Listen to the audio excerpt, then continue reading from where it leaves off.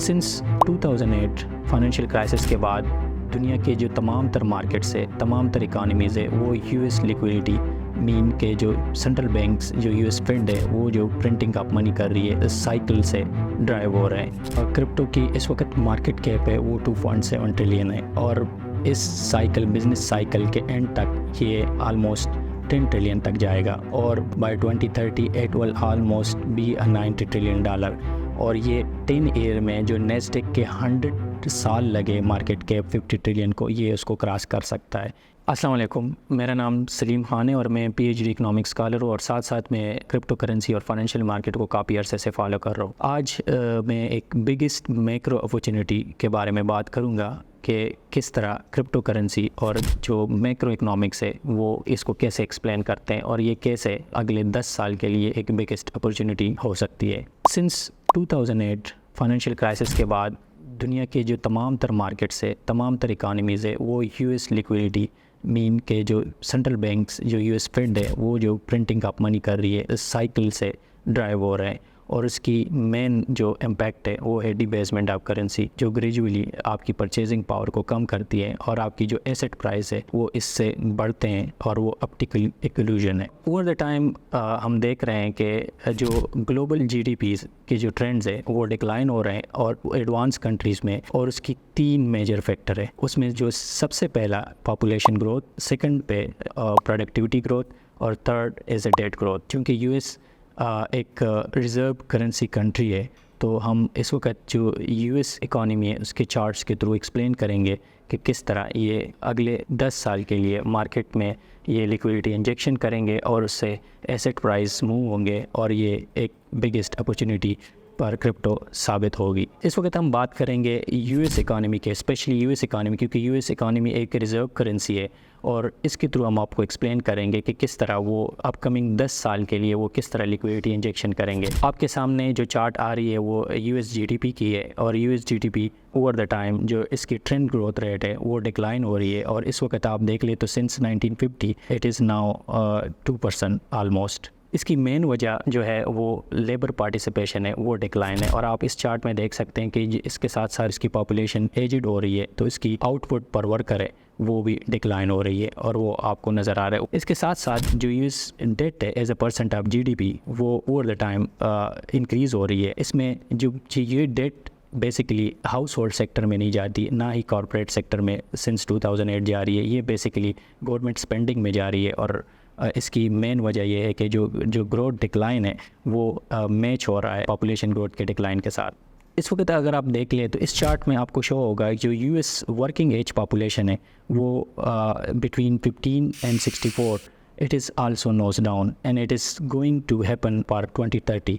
ये 2030 तक यही ट्रेंड जारी रहेगा। अच्छा, जो सबसे इम्पोर्टेंट इस डेमोग्राफी जो है ना वो किसी भी इकॉनमी के लिए बहुत अहम होती है और अगर आप इस इम्पोर्टेंट चार्ट को देखें तो जो यूएस बर्थ रेट है वो सिंस 1995 फॉल कर रहा है और उसके साथ साथ आप अगर देखें तो यूएस लेबर पार्टिसिपेशन रेट भी फॉल कर रहा है और इसमें आपको प्रोजेक्शन भी दी हुई है। इसमें ये आपको आइडिया हो रहा है कि बाय 2035 इट विल डिक्रीज़ मोर और ये यूएस लेबर पार्टिसिपेशन भी इस तरह नोज डाउन होगा। जिस रेट से यूएस लेबर पार्टिसिपेशन डिक्लाइन हो रही है उस रेट से US government debt as a percent of GDP increase हो रही है।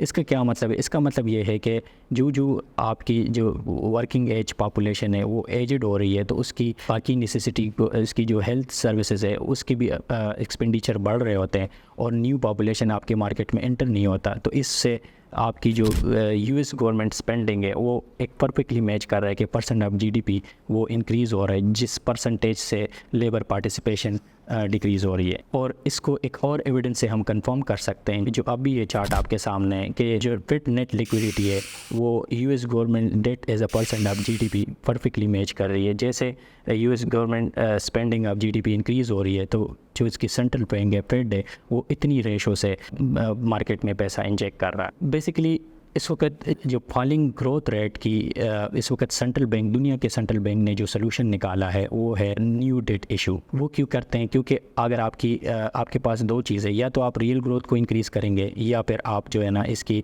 प्राइस साइड, क्योंकि जीडीपी 2 कंपोनेंट से बनी है, एक इसकी जो रियल पार्ट है, दूसरा इसकी प्राइस। तो सेंट्रल बैंक के पास इस वक्त इजी वे ये है कि वो इस लिक्विडिटी को इशू करें, न्यू प्रिंटिंग ऑफ मनी करें और इससे नॉमिनल ग्रोथ को इंक्रीज़ करें। तो अगर आप इस चार्ट में देखें तो जो फेडरल गवर्नमेंट की जो एक्सपेंडिचर है वो एग्जैक्टली मैच कर रहे हैं फेड नेट लिक्विडिटी के साथ। और इसमें आप प्रोजेक्शंस भी देख रहे हैं कि by 2026 it is almost in parabolic shape.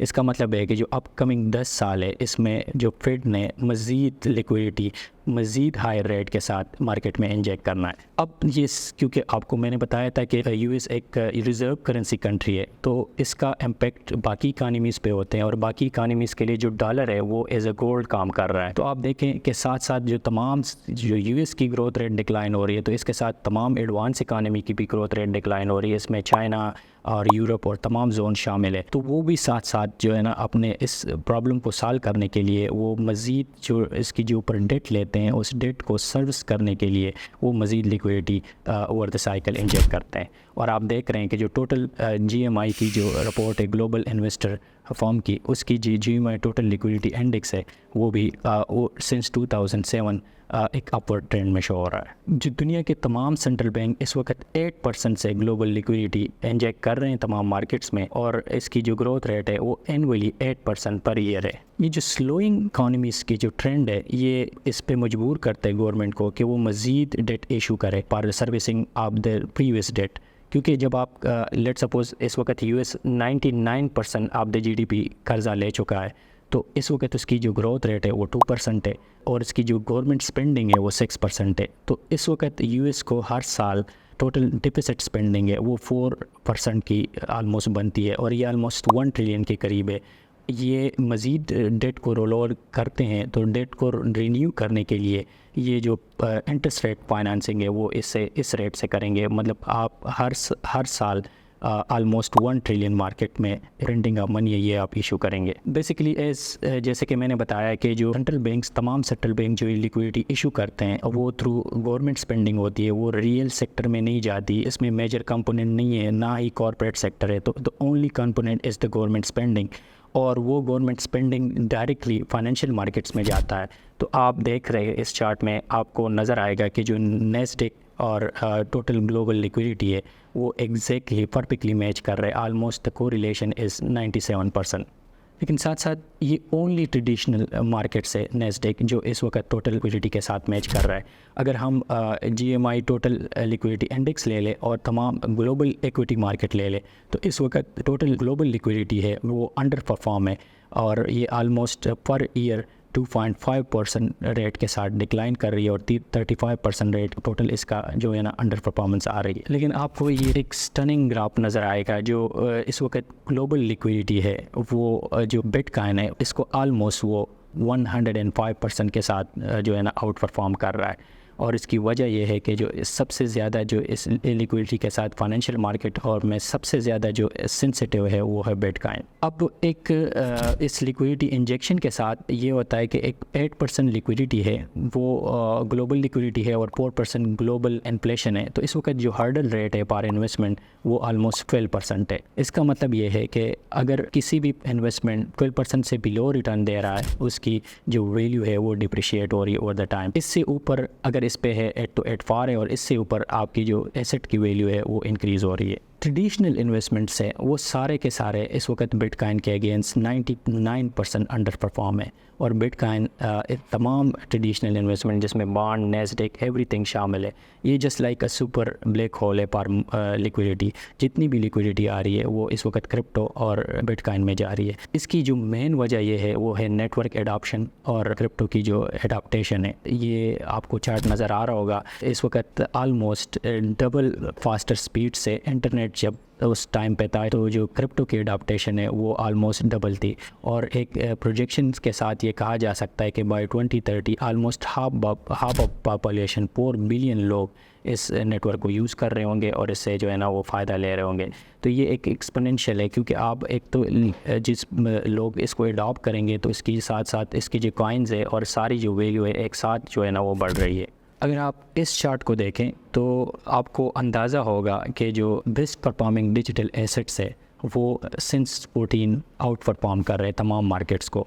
इसमें ऑलमोस्ट हायर यील्ड बॉन्ड है, IG बॉन्ड्स है, EM बॉन्ड्स है और लार्ज कॉरपोरेशन बॉन्ड्स है। ओनली नेस्डेक एक ट्रेडिशनल फाइनेंस की जो मार्केट है जो इस वक्त इस 12% हर्डल रेट को आउट परफॉर्म कर रहा है बाय ऑलमोस्ट 17%। इसका मतलब 12% बाय 5% ये इसको कर रहा है। लेकिन अगर आप साथ साथ ये देखें तो इसमें जो बिटकॉइन इतनी टाइम जितना ये 14 ईयर का अगर हिस्ट्री आप निकाले बिटकॉइन की, तो ऑलमोस्ट ये जो 3 मेजर ड्रा डाउन हुए जिसमें बिटकॉइन हर 3 साल बाद ऑलमोस्ट 70% गिर चुका है, इसके बावजूद इस वक्त बिटकॉइन 139% के साथ खड़ा है। और इसका मतलब ये है कि ये अगर आप इसकी जो हर्डल रेट 12% है ये निकाल दे तो ये ऑलमोस्ट 120% के साथ ग्रो कर रहा है। इसके अलावा जो न्यू काइंस इशू है इथीरियम और सोलोना, वो इथीरियम इस वक्त 149% के साथ है और जो सोलोना है वो 197% के साथ है। तो इसका मतलब ये है कि इस वक्त जो ये लिक्विडिटी इंजेक्शन हो रही है, जो कि इस IMF के रिपोर्ट के मुताबिक कि ये साइकिल आलमोस्ट बाय 2035 तक जारी रहेगा, क्योंकि ये ग्रोथ रेट का फॉलिंग का उनके पास अभी तक कोई सलूशन नहीं है। तो जितना ये इकॉनमी स्लो डाउन होंगे इतना जो है ना वो सेंट्रल बैंक से ये लिक्विडिटी इशू करेंगे। इसका मतलब ये है कि ये जो